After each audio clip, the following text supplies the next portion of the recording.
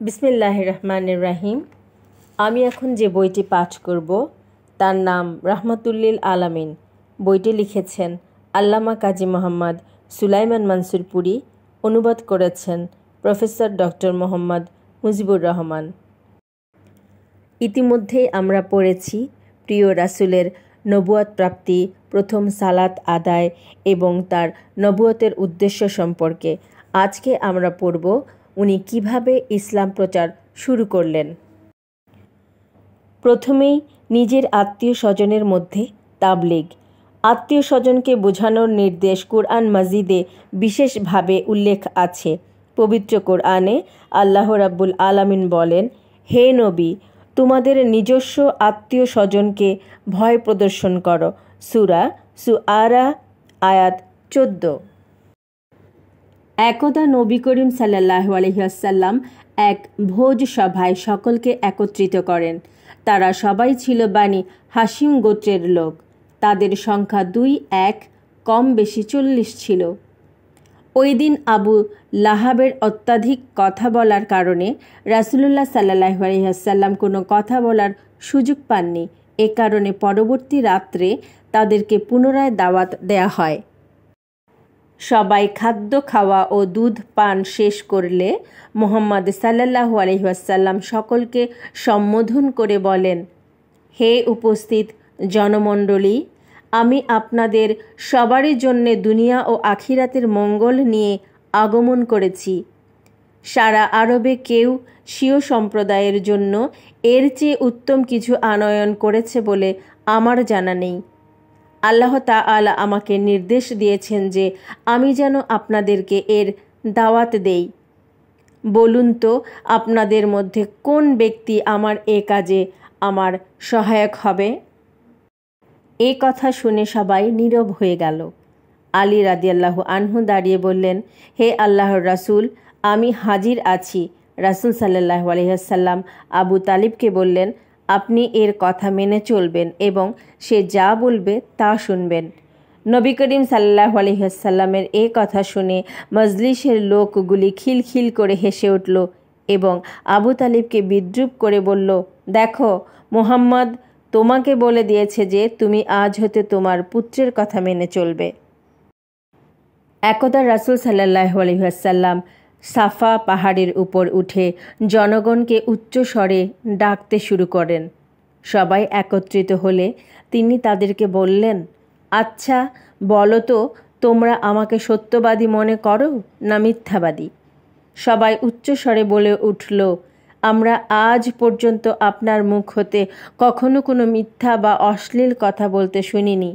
আমরা বিশ্বাস করি যে আপনি সত্যবাদী এবং বিশ্বস্ত। রাসূলুল্লাহ সাল্লাল্লাহু আলাইহি ওয়াসাল্লাম তখন বললেন, দেখো, আমি পাহাড়ের চূড়ায় দাঁড়িয়ে রয়েছি এবং তোমরা নিচে আছো। আমি পাহাড়ের এদিকও দেখতে পাচ্ছি এবং ওদিকও দেখতে পাচ্ছি।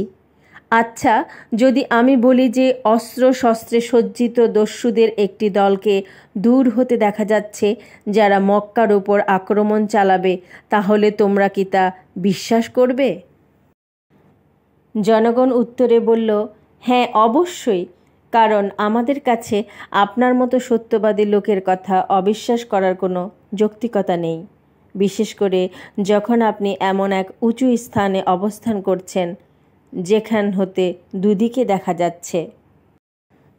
নবী করিম সাল্লাল্লাহু আলাইহি ওয়াসাল্লাম তাদের একথা শুনে বললেন, তোমাদের বোধগম্যের জন্য এটা একটি দৃষ্টান্ত। এখন তোমরা এটা বিশ্বাস করে নাও যে মৃত্যু তোমাদের মাথার উপর আসছে, তোমাদেরকে আল্লাহর সামনে হাজির হতে হবে এবং আমি পর জগৎকে এমন দেখতে পাচ্ছি যেমন তোমরা দুনিয়াকে দেখছো। এই হৃদয়গ্রাহী ওয়াজ দ্বারা নবী সাল্লাল্লাহু আলাইহি ওয়াসাল্লামের উদ্দেশ্য ছিল নবুয়তের জন্য একটি দৃষ্টান্ত পেশ করা যে কিভাবে একজন লোক পরজগৎকে দেখতে পারে যখন হাজার হাজার লোক দেখতে পারে না।